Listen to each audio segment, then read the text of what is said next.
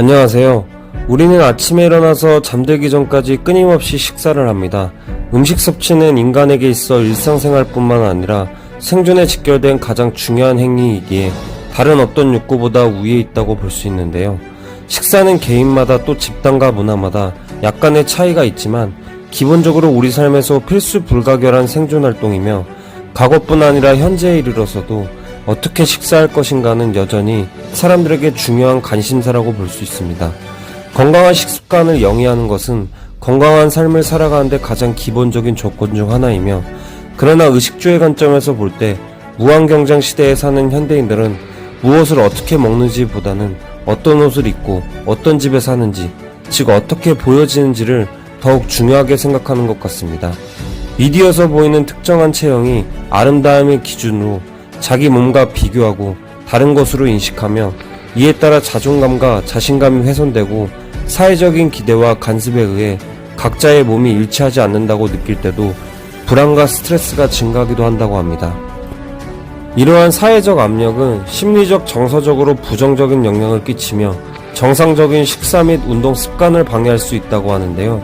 현대인의 식습관을 살펴보면 체중이나 체형 관리를 위해서 또는 무언가에 집중하며 배고픔에 둔감해져 식사량이 과도하게 줄기도 하고 스트레스를 먹는 것으로 해결하거나 자신도 모르는 새 배고픔에 너무 민감해져서 식사량이 늘기도 합니다. 이러한 식이 행동의 문제가 지속되고 어느 일정 수준 이상 심해졌을 때 식이장애로 진단될 수 있다고 하는데요. 건강에 심각한 위협이 되면서도 식이 문제를 해결하지 못해 일직생을 망함한 거식증 모델의 이야기나 과하게 체중이 불어난 상태임에도 식사량 조절하지 못해 비만과 이와 동반된 합병증으로 일직생을 망함한 사람들의 이야기가 심심치 않게 들려오는데요. 식이장애는 식이에 관한 이상행동이 주가 되는 질환이며 건강한 식이를 유지하지 못하게 됨에 따라 신체적, 심리적, 사회적 기능이 손상되는 정신장애로 분류된다고 합니다.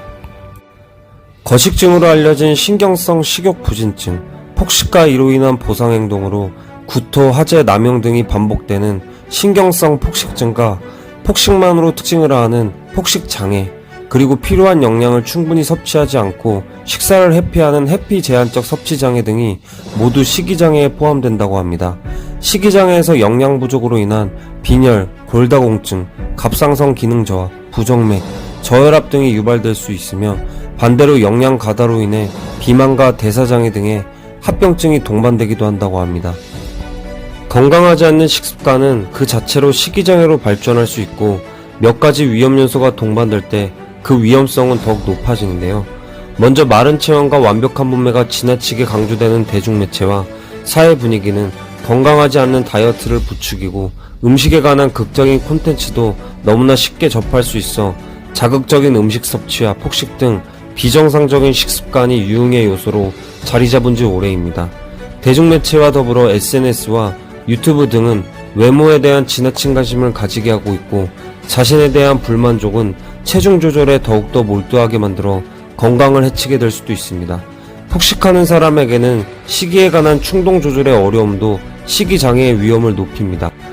우울증, 불안장애, 양극성 장애, 알코올 사용 장애와 다른 물질 사용 장애도 식이장애와 동반되는 경우가 많고, 식이장애 진단 기준에 미치기 이전에도 증상이 있는 경우가 많다고 하니 주의해야 될 것 같습니다.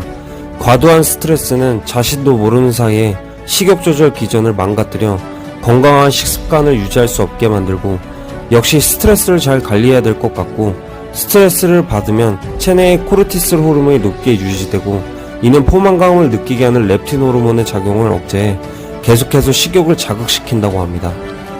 우리 몸은 혈당을 빠르게 높이는 설탕이나 흰 밀가루 같은 단순 당을 강하게 원하게 돼 빵과 과자 등 간편식 섭취가 늘어나고 건강에도 악영향을 미칩니다.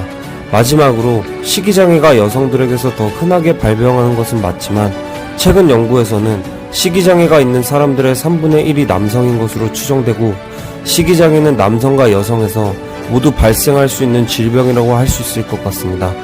개인의 생활 패턴에 따라서 규칙적인 식사를 해야 하는 중요한 이유는 일상생활을 조종하는 생체 시계가 있는 것처럼 영양 섭취를 가장 효율적으로 활용하게 하는 식사 시계 또한 존재한다는 연구 결과가 있기 때문입니다. 식사 시계는 섭취한 영양소들이 소화기관에서 흡수되어 혈류를 타고 흡수, 영양소가 공급되는 과정을 원활하게 하는데요. 또한 식사 패턴을 규칙적인 식사 시계에 맞추다 보면 식사 시간에 맞추어 영양소 흡수에 필요한 유전자들을 발현시키고 조금 더 효과적이고 효율적인 대사의 과정이 진행되게 된다고 하니 규칙적으로 식사를 해야 될 것 같습니다. 우리 몸은 식사를 하게 되면 췌장이라는 내장기관에서 인슐린이라는 호르몬을 분비하게 되는데 식사 시간이 불규칙하거나 과식, 폭식과 같은 안 좋은 식습관을 갖고 있다면 식사 시기가 고장이 나면서 인슐린 분비의 혼선을 빚게 된다고 합니다. 인슐린 분비의 혼선은 각종 성인병과 대사성 질환, 특히 당뇨에 걸릴 위험이 커지며 에너지를 저장하려는 인체의 본능적 기능 때문에 비만으로 발전할 위험도 커질 수 있고, 결론적으로 불규칙적인 식사는 체내 지방 축적을 유도할 수 있고 식사를 안 하게 되어 공복 시간이 길어지게 되면 저혈당 증세도 올 수 있다고 합니다. 이로 인해 가식을 할 경우 인슐린 분비에 혼선이 생겨 혈당 조절의 실패와 함께 각종 대사성 질환이 주범이 될 수 있다고 하니 주의하셔야 될 것 같습니다. 인간의 몸은 기계가 아닙니다. 일을 많이 하는 기계는 연료를 자주 채워주기만 하면 되는데 심지어 일을 적게 하거나 안 하는 기계는 연료를 주지 않으면 됩니다.